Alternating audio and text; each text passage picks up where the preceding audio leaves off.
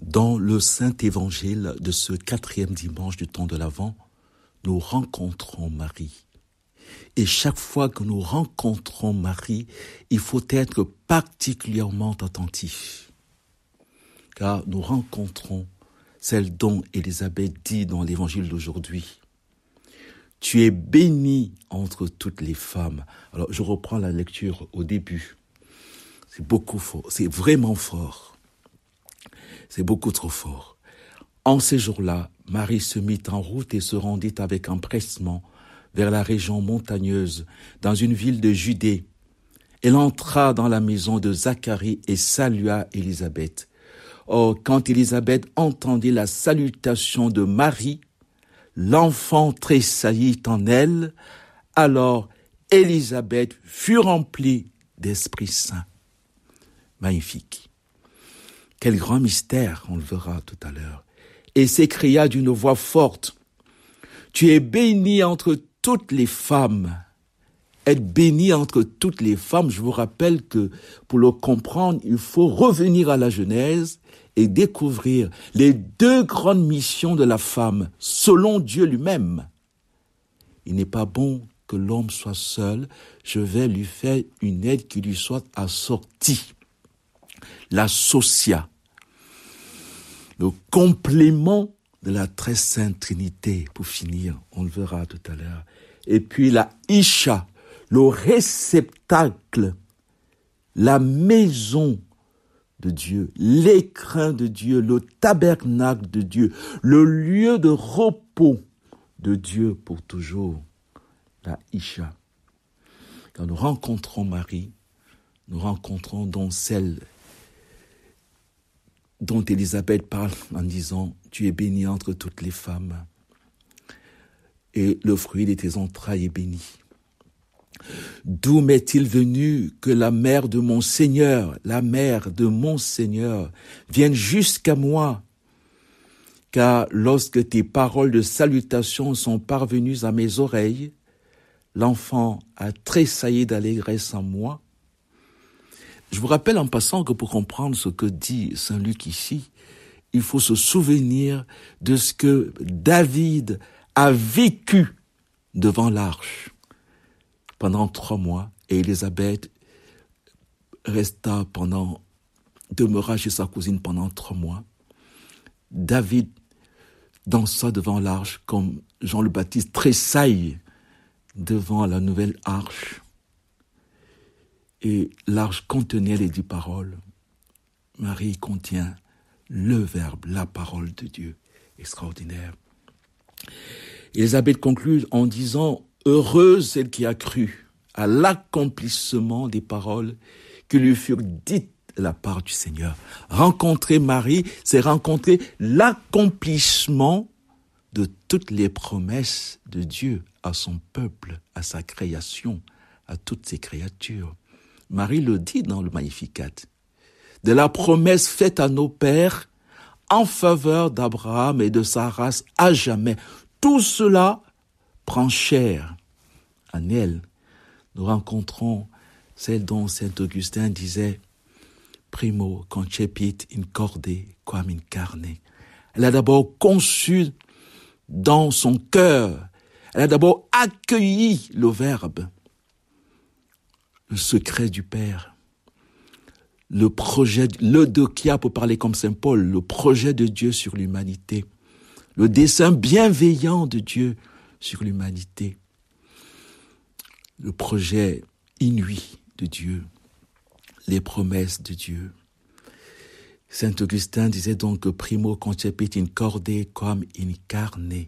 Marie a d'abord contemplé le mystère de Dieu en lui-même, et le mystère de Dieu en lui-même s'est manifesté en elle, a pris chair de sa chair, et dont nous sommes tous concernés. Bienheureuse celle qui a cru. Primo concepit in corde quam in carne, ça me rappelle ces paroles de Einstein que je vais vous citer. Concernant la matière, dit Einstein, nous avons eu tout faux. Ce que nous appelons matière est une énergie dont la vibration a été abaissée au point d'être perceptible. Voyez, on peut mettre ça en parallèle avec « et le Verbe s'est fait chair ». Au commencement était le Verbe. Cette énergie, une énergie dont ce que nous appelons matière est une énergie dont la vibration a été abaissée au point d'être perceptible par les sens. Tous les êtres de matière, continue Einstein, vibrent à des niveaux particuliers. La matière est l'esprit réduit au point d'être visible. Dieu dit et cela fut, et le Verbe s'est fait chair. Rencontrer Marie, c'est anticiper la vision béatifique, pour parler comme Thomas d'Aquin.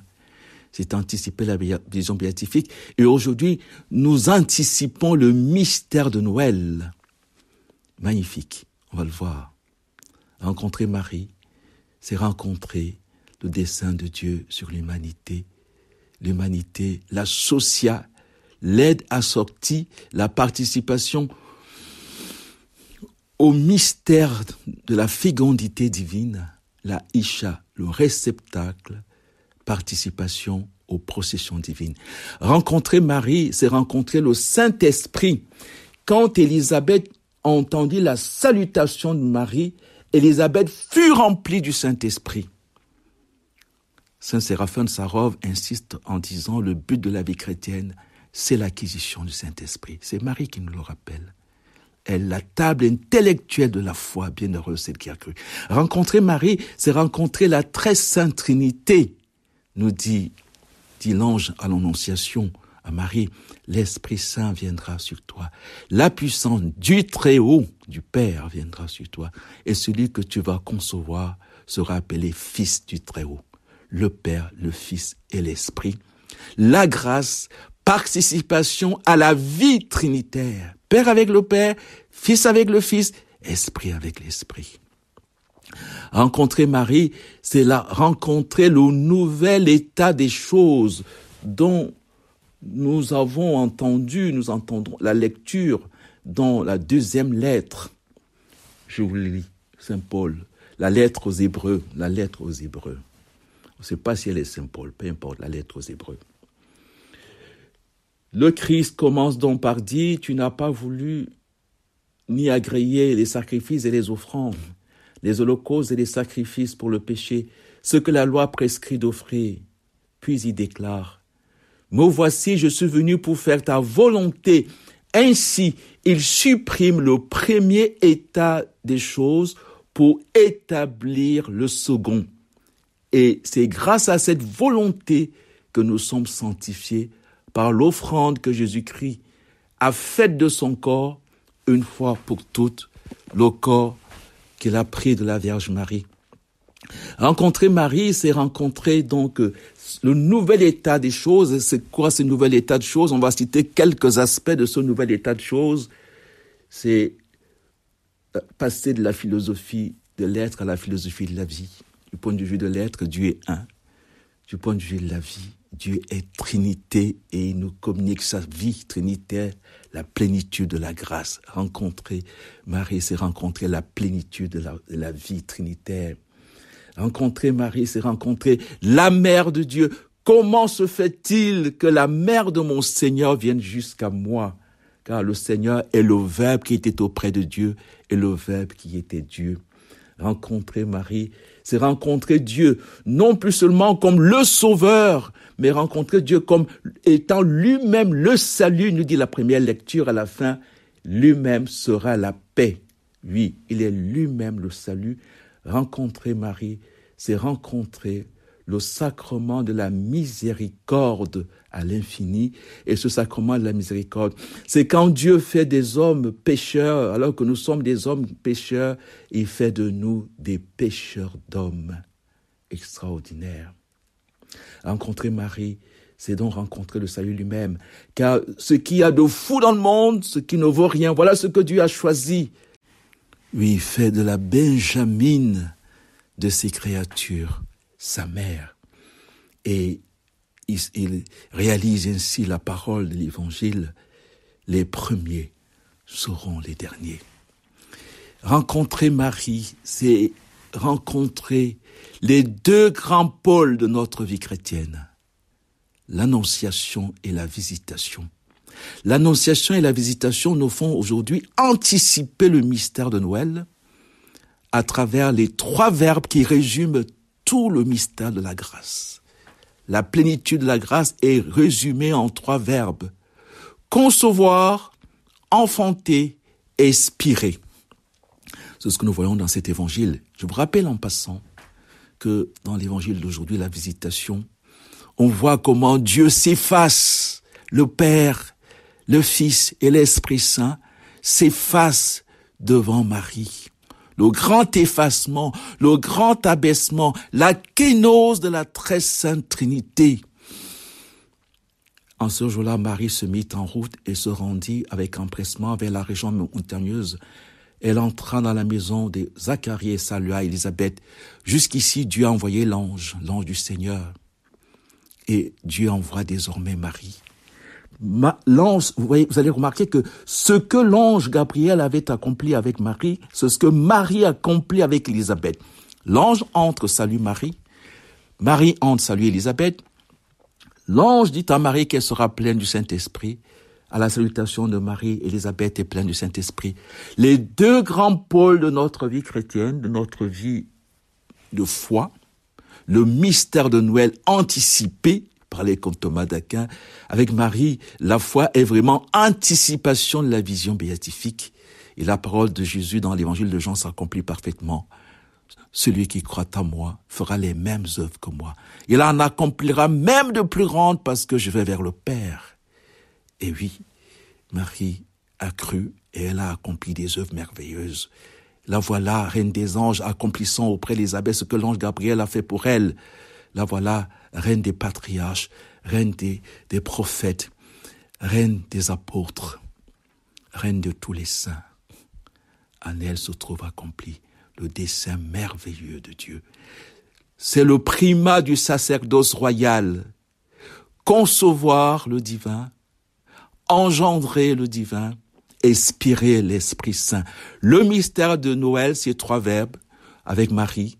Concevoir le divin, engendrer le divin et dans la visitation, expirer le Saint-Esprit.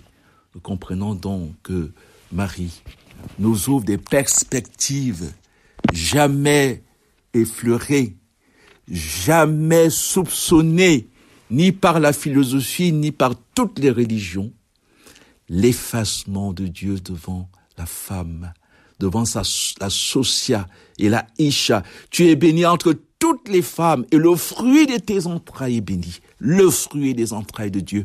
Dieu, les fruits des entrailles de Marie et les fruits des entrailles du Père.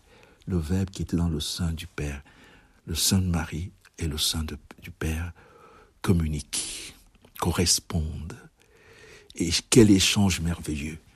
Demandons à Marie de nous préparer à entrer dans le mystère de Noël en le contemplant.